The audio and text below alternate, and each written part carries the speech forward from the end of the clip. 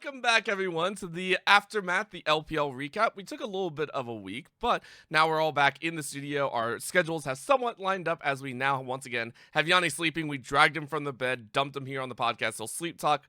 Maybe. We're not sure. At the same time, you can also watch him on the LPL English broadcast, which will be almost every single morning, at least in the NA and at standard times for those watching over in China or anywhere else, wherever the broadcast is currently being put up. Awesome matches throughout because they have been non-stop since we last showcased this. For the last 2 weeks, every single night has at least been 2 best of 3s or 3 best of 3s if you've been on the weekends. And that has made for exciting and exceptional matches. Again, my name is Orbital as your host. With me today is Faris and Yanni sleeping. Faris, it's just you and I today, but we'll be going over quite a bit here. Yeah, and you can't blame Yanni at all, low-key, for being sleeping, because bro is casting. What happened this morning as of this recording, we just saw the crazy IG JDG series, that ending, that game 3. And bro is now on the LoL Esports page too. They posted his final call of that game. So shout outs to Yanni. Huge cast there alongside Alt Battery. Yeah, it's been insane, man. It's so hard because like we're gonna talk about the teams, but there's like, because of the way of the Ascension and the Nirvana stages have been going, some teams have less tape than others. Some teams only have like 3 or 4 games. Other teams have like up to 7. So it's like really kind of made the standings all over the place. Some teams have played a bunch of top teams. Some teams have only played bottom teams. So like when you try and get a grasp on like who is actually like really strong right now, especially towards the middle, it's been a lot. And dude, but yeah, like you said, nonstop, game after game after game after game, every single day, dude. I don't think this is like unprecedented how much League of Legends is being played for just one region, of like at least since like in the last 7-8 years, how much League of Legends is being played here in the LPL. Yeah, it's ridiculous, but I love it overall. It's one of the big reasons I think I think for reference, we have had 82 games so far. That's here insanity. With Fearless Draft and everything like that. Average game time is about 33.5 minutes, so you know the games are about medium length, but it has been a wild time. And if you watched every single one, well, kudos to you. You have a lot of time to divest into these amazing players, and I hope to have the same amount of time soon, because we are going to be reaching, I would say, about that halfway point. So, for reference, all these matches are going to continue all the way to the beginning of May, I believe. It is a ridiculous time frame here, and it's only going to continue, I believe, around May, like, 12th or so is when all these kind of close off. And we start seeing, no, I lied. It's actually a little bit further. I think all the way May 22nd is when we're looking at kind of the end of this Rumble stage, which kind of proves what we were talking about, this excess of games. And I got to ask you, because we talked about this last time, Fearless BO5s all the way through Split 1. Saw a lot of good teams step up and everything like that, but we are only, what, like 2 weeks into almost a 10-week rotation. Do you see this as a healthy variance of the game? Because me personally, I love it, and I will always adore more League of Legends games, especially in Fearless. But is an excess of games actually a good indicator for who is going to be the best? I want to say yes, because, you know, it's kind of like LPL, and like we'll talk about LTA here. Like kind of like 2 extremes, where it's like if you take LTA Split 1, LTA North, there was no games. Like there was literally bare bones, absolutely nothing. You played 2 best of 3s, and then you were done for the whole split. And of course, LPL Split 1 was less than what it is now, but it does feel like if there is a boundary, obviously I think generally it's more the merrier. The more tape there is on teams, the more reps that they're getting, the better they're going to be, and the better the region is going to perform. But at the same time, if there is a line that you can cross, which is too many games, I think Orbital, we're getting pretty close to that line, because it is pretty it's pretty insane. But the only thing is, though, while there are games every single day, it's not like every single team is playing every single day. It's not like one team is playing back to back to back to back to back to back. They have like stretches of sometimes even like a whole week off. Like we didn't see, I think the last teams to play were like Ultra Prime and someone else in Group Nirvana. They didn't play for like a week and a half. So yeah, the league is playing. There are a lot of games, but then again, the LPL is 16 teams. So I think we're okay. And I actually think it is pretty good. Yeah, I will agree with that one. The fact that it's 16 teams, and honestly, we're only seeing 10 right now. Primarily for Group Ascent, it's a double round robin, so every team will face each other twice, meaning 10 teams are going to face off twice round, which is quite a few games as we mentioned. For Group Nirvana, it's only a single round robin, so a little bit less to play for, but we are seeing those matches play through. So I, you know, I think at the end of the day, it does come down to your own personal preference at that point. Uh, is more games actually good? But as you mentioned, about a week to a week and a half for some of these squads, it's not like they're always playing. And quite honestly, they're obviously only playing maybe a tenth of the time technically, because of course it's only about 10 teams in there. So it does make sense. I will say though, I'll be very interested to see if the shakeup of the rankings is actually matching in there, because you and I and Yanni have all discussed all these teams that are stepping up to the plate. Some of them that we hope to see be able to win and reach those top spots. Keep in mind when it comes to this group stage, when it comes to a Group Ascend, the top 4 of Group Ascend are going to qualify directly for the playoff spot, and then those that are going to be in the Knights play-in are the bottom 6 teams from Group Ascend and top 2 from Group Nirvana, with a total of 8 teams. So I would say at approximately about midway to the last 6 weeks, I would assume we have our top 4 as well as where everyone is going to be placed, right? Yeah, and I think right now that top 4 and maybe the top 2 in TES and AL, not only in standings, but I also think in just general power as well. Again, standings not necessarily reflecting true power of where I see teams right now, but I think TES and AL can be your clear top 2. But below that, spots from 3 to 5, you could make cases for a couple different teams from 6 to 8, 6 to Right. 9, even with Team WE, I guess you could say, being that definitive bottom place team. Like it's a lot of shakeups. So yes, I would have to agree with you. Yes, it would be more concrete, but right now it's it's all over the place. That's the fun of it. And so we'll go ahead and dive on in a little bit to what you may have missed over the last 2 weeks. And of course, we are hoping to bring this every week to you as well as we go through. It's almost going to be regular season. As we kind of mentioned, it's every single day of games. So we want to keep you up on the 12 to 14 matches that we have played across the 7 days here. So let's go ahead and dive in to where the top 4 currently stand in Group Ascend. There's currently a tie for the top 2 between Top Esports and Anyone's Legend, and me personally, I'm sitting here going, I didn't expect anything different. I understand there was hate previously for Top Esports, which I think is very, very valid, and yet in every series that we've seen them play, it feels they're still showing their domestic prowess. Alongside Anyone's Legend, I mean, who has also gone 5-1, only losing to Top. Yeah, and AL look well, okay. I was gonna say AL look more consistent, but that's not necessarily the case. Top esports have actually looked they've looked insane. They did Yep. have the loss to IG, and props to IG for getting that really big win. But other than that, it's been domination for TES. It's like they used up all their power from Split 1 playoffs. They completely died in first stand, and then they just recharged, and now they're just unleashing their Breathe fury in, and pent up breathe out. hate. Yeah, exactly. Like I don't know. They're clean as hell. Kanavi looks really good. Jackie Love has had pop off performances. 369 there as well. The entire team is looking real good. Again, the loss to IG showed that I think they were actually human and beatable, because if they were able to actually beat IG and they were undefeated right now, I'd be like, I don't think anyone's actually taking down this team, because you could actually pinpoint, again, maybe not AL, because AL they lost to a really strong top esports. They've looked relatively solid. I think they dropped a game to a bottom team. I can't quite remember who it was, but you could kind of chalk it up to a little bit to a fluke. But they've looked really good. Top esports have looked insane, and then the rest is everyone below. I'm talking your BLGs, IG, JDG. I kind of have IG, JDG, BLG in that 5-3 spot. They have had big series losses. So for JDG, I mean, they lose to FPX, which was an insane win for them. BLG has lost a couple series. I think Ben has looked really inconsistent. Elk has been good in some cases, but it's just not the same BLG that's been dominating the LPL before. And then IG, again, an absolute banger against JDG. By the way, JDG also losing to IG there. So having back-to-back losses here hurting their stock. And IG just being a super inconsistent team. They lost to Ninjas in Yes. Pajamas, who I have towards the bottom there.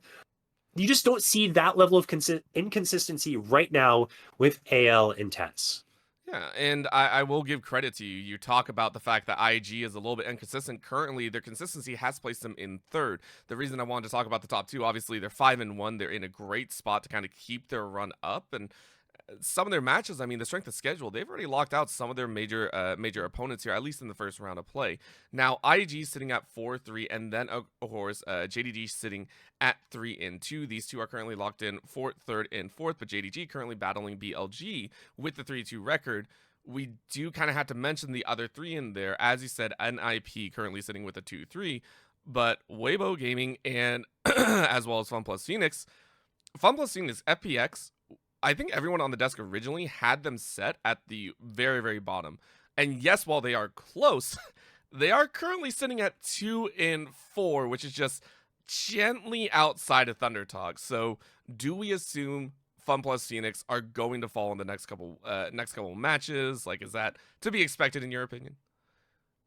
I don't know right now. And the reason I don't know is because FPX, they showed some promise at the start of the season. They were taking a lot of teams to 3 games. They took Thunder Talk to 3 games. Thunder Talk's only win this split has been over FPX. That went 3. They went 3 with IG. They went 3 with AL. So they were at that time, they were 0-3. And I'm sitting here thinking, okay, I still have FPX at my bottom 2 right now, but like they're taking games off of top Yes. teams. They just had to push it over the goal line. And Team WE as well has taken a game off of BLG. They took a game off of AL. They just haven't been able to get the series win. But then FPX started winning after that. They built on that momentum. They 2-0'd Weibo, who's been struggling in the past couple of days. And they did get that win over NIP, but the loss to FPX really hurt them.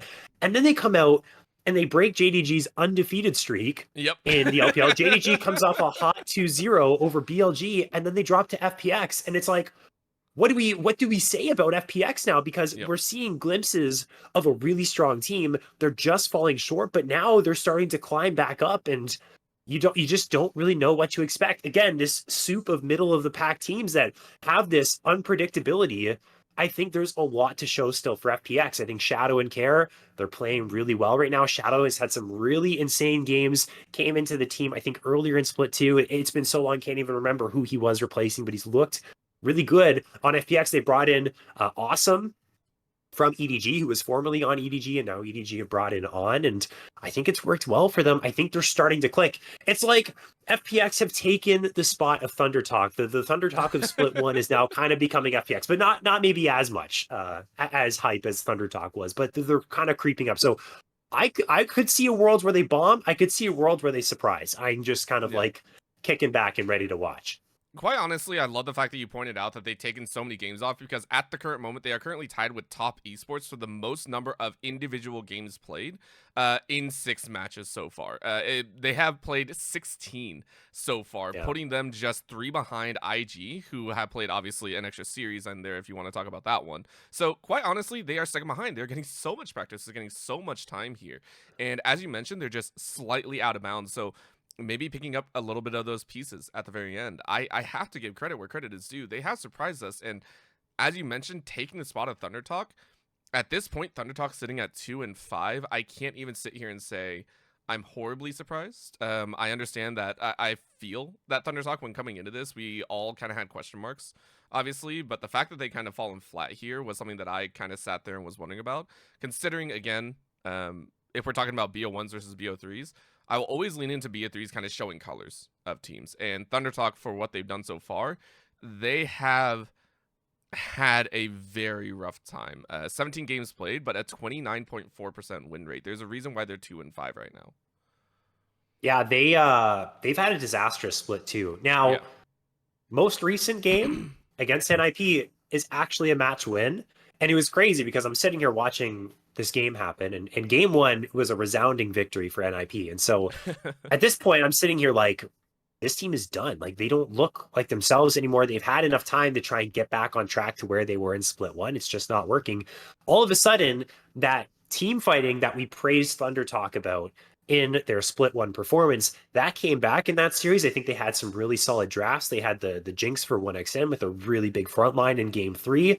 and they toppled NIP. They really put them in the dirt in those two games. And so Thunder Talk themselves has had a major bounce back game, but outside of that, again, I still have NIP as a team that is in that bottom portion of Group Ascend. So is Thunder Talk back? No, because they have to actually beat a top team for me to consider them to be back. I would still say it's been disappointing for them.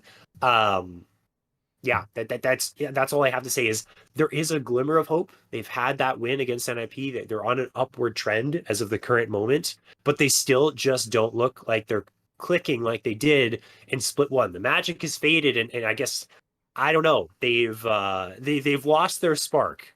I guess you could say, but we'll see. It does not look good for them though. I still have them as a bottom three team in that sort of eighth spot in my own sort of idea of how strong these teams are. I mean, I would agree with that. And here's the worst part. We are going to see a possible uptick, right? Their next two matches to complete out their first set of the round robin is actually up against, I believe, Team WE as well as JDG. So in my eyes, we're going to see an uptick once they play Team WE, unless Team WE comes out to show, which at the current moment, by the way, Team WE is currently sitting at 0-4. This was, I'm not going to lie, kind of expected. I don't think anyone really expected Team WE to have a great time, as much as I hate to say it. And so we kind of expect them down here, but Thunder Talk have a chance to kind of pad their own placement with this matchup.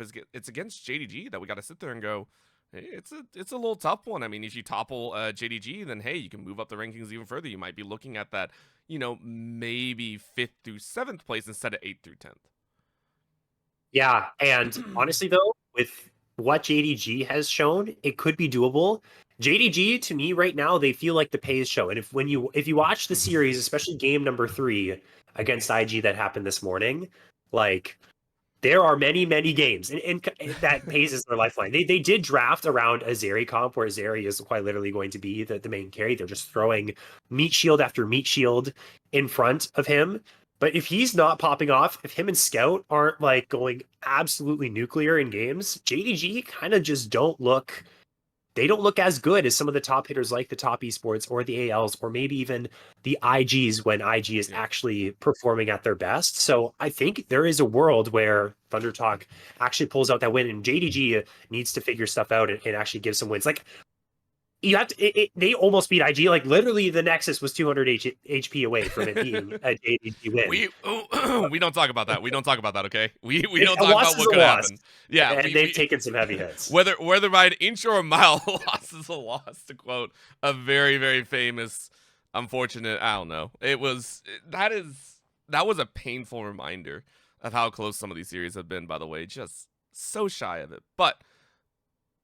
This middle of the pack of Group Ascend, I think a lot of us sat there and were like, it could happen.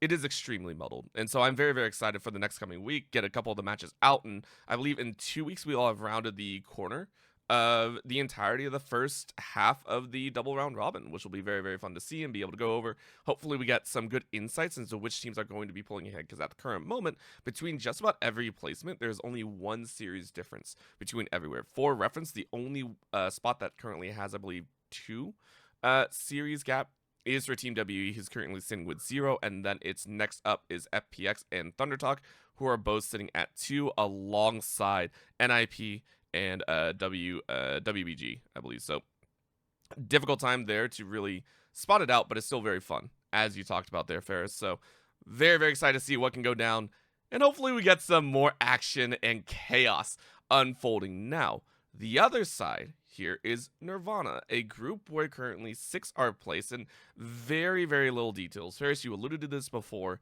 the fact that for Group Nirvana, we are currently sitting with only about 2 to 1 series played throughout the entirety of the group so far, which has given us an interesting top spot. LGD sitting at 2-0, a team I believe we expected to be up here in a very comfortable spot, and then Ultra Prime tied up with Edward Gaming.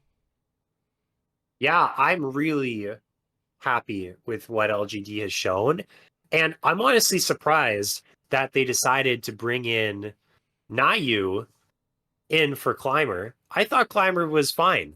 Maybe I was wrong. I mean, obviously the coaches are getting paid for a reason, but they bring in this new jungler, and Nayu has a really insane debut. He had a really strong series, playing a couple of carries. it was a little bit more tame in their next matchup against LNG, but that series against LNG, again, are pretty much undisputed worst team in the LPL. LGD looked like the dominant team they want to be. If they want to be like a top 2 team Nirvana, they want to go to the play-ins and contend with some of those middle of the pack Ascend teams. And going into this, I had Ultra Prime LGD as the top 2, and Yanni and I were discussing about how maybe it's RNG that can be included in that conversation.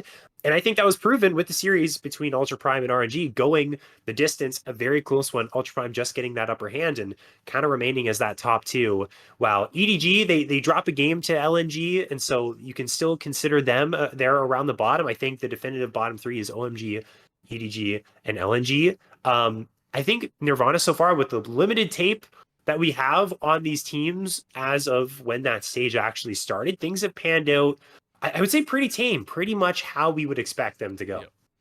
Yep. Even with roster substitutions and all, I mean, this Group Nirvana is the one that I think you, I, and Yanni, and just about anyone else of the LPL fans, do not expect this one to change that much. I hate saying that, but this is how it's going to stack out. As you mentioned, EDG might have some life, RNG might have some life, but that this already looks to be a kind of situation. I mean, LNG definitely thought they were going to try and shake things up, but I mean, what was it? Roster swap after roster swap, and they're still sitting at that very bottom right now, right?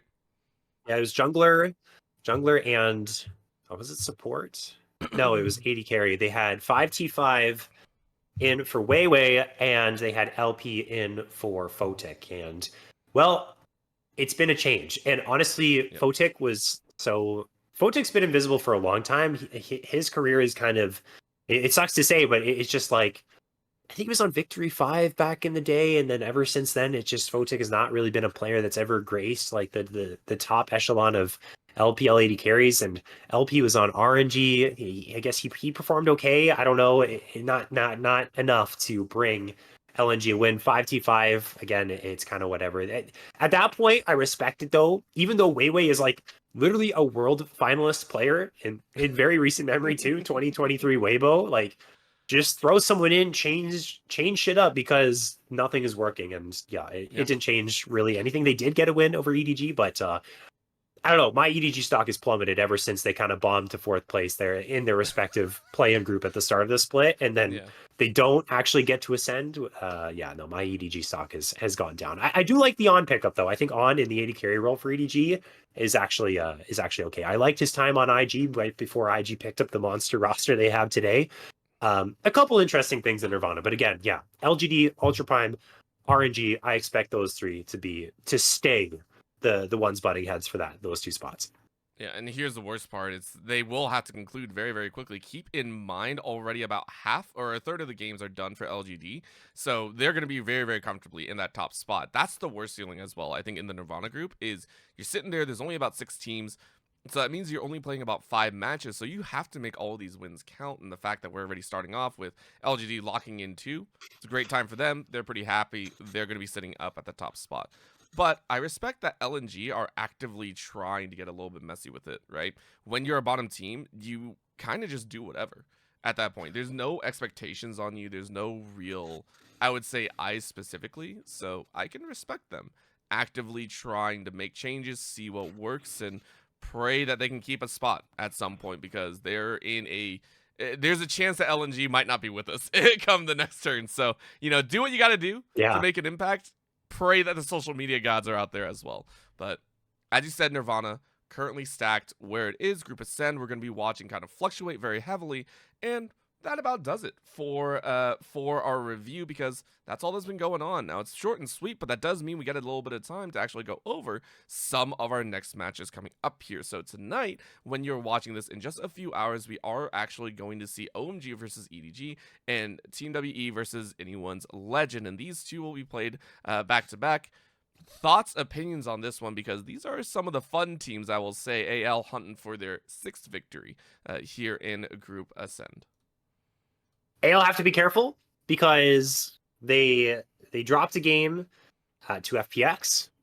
Team WE has been taking wins against top teams. They took a win against BLG. They took a win against Top Esports. AL's not the team to really mess around. I think their loss against FPX was a little bit of a draft disadvantage. I think they still played it out okay given what they had at their disposal. I think it'll be a 2-0. I don't know. I don't think Team We has the capabilities to take 2 games off of an actual upper echelon top caliber team like anyone's legend. Should be okay. OMG EDG, again, it's if I have to guess between the two, I'm just gonna go with OMG. EDG dropped a game to LNG, which isn't a good look. And they've had a hard time closing out games, in my opinion. There's been a lot of times where EDG actually plays a really healthy early game, and then it just takes them forever to actually end a game. It's what literally threw their start of the split 2 with Team WE in that group, which netted them the 4th place instead of the 3rd, giving them that spot in the play-in. So yeah, I mean, I have OMG over them, and that's about all for my analysis. Again, there's been one match there for OMG. I think Starry has some pop-off performance. I think Moham's pretty good. He still kind of feels like he is only really popping off on the rel. He was like a huge rel OTP when he was on Dom 1. Now he's getting a little bit better, but yeah, Hang, Harry, that's the team where it's like Hang, Harry, Linfeng. It's just like it's like 3 names that trip me up so much. I think they have potential. Maybe they could be a 3rd place team. I don't see OMG being better though than LGD and Ultra Prime. So I'll take them 2-1 over EDG. I could see that going 3.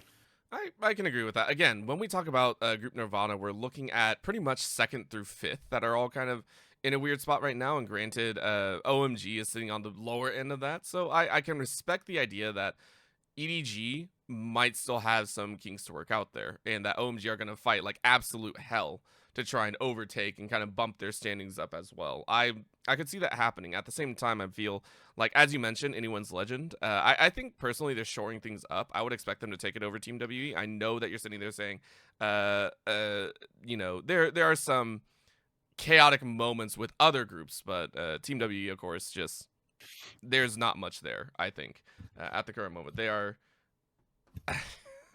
I feel like as soon as you go 0-3 in any series score, things are looking very bleak. So there'll be that to happen. Now, following through, there's a lot more matches to be played out, I believe, on Sunday. And I'll just run through all these so you guys can get a good idea. LNG versus UP, Top Esports versus BLG, FPX versus NIP. And then in the ensuing, it'll be JDG versus WBG, Team WE versus IG. And then following all the way through, it's RNG versus LGD, Team WE versus Thunder Talk, as well as LNG versus OMG, NIP versus Top Esports, and then Team WE versus WBG, and then JDG You're gonna be versus going all AL. day. Oh yeah, all day. Actually, there's only 2 more matches here. Team W and FPX, and then NIP versus BLG. Those are all the matches that'll be going on before you get to see our faces again, which is okay. a lot of them.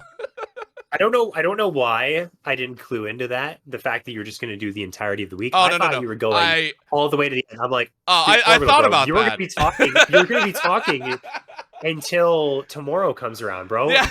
Like, yeah, we're going all the way into May. Like you said, May 22nd. This really is going back to my earlier point I made. This is unprecedented. This is actually absurd. It is the other side. I don't think anything has come close to this in history. Yeah, it's the other side of this. And I want to talk about this because I know we mentioned it at the beginning, but it is such a fundamental difference of why I think. I hate saying this. Why I think some of the LTA North are you know, back in previous years, the LCS just always fell a little bit flat. I think there was just always this talk of, you know, how many games to play. We bounced around between a BO1 split versus, you know, BO3s back in the day, and it was always just, it felt so off. So I will say, and again, I brought up the discussion about, you know, our BO3s, you know, for this long actually active. I will always love more League of Legends games. I will never dislike more League of Legends games. If I have to talk my butt off all the way down to May 22nd, then I'll do it. I wanted to run through it this time. Instead, next time I'll probably just, like, you know, I'll let you guys take a look at the schedule. But I just want to point out how many games we have, and it is a consistent amount of games. So it's going to be a good time.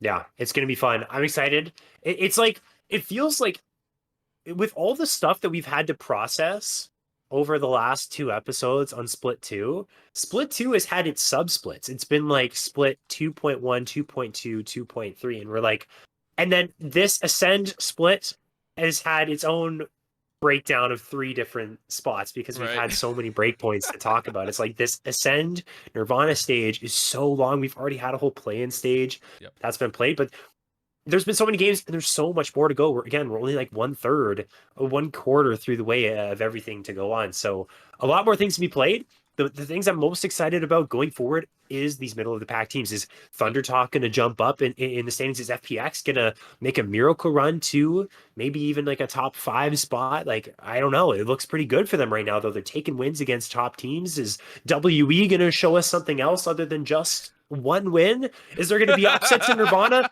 Is LNG gonna win a series for the first time since, I don't know, dinosaurs walked the earth? I'm Jesus excited for that Christ. kind of stuff. It's been a long time, dude. They had their first game win. I think Grapes pointed this out on Twitter. Grapes said, because he was casting, the first LNG win since like January 13th happened in like April. Oh my So, and that was gosh. just a game win, not even a series win.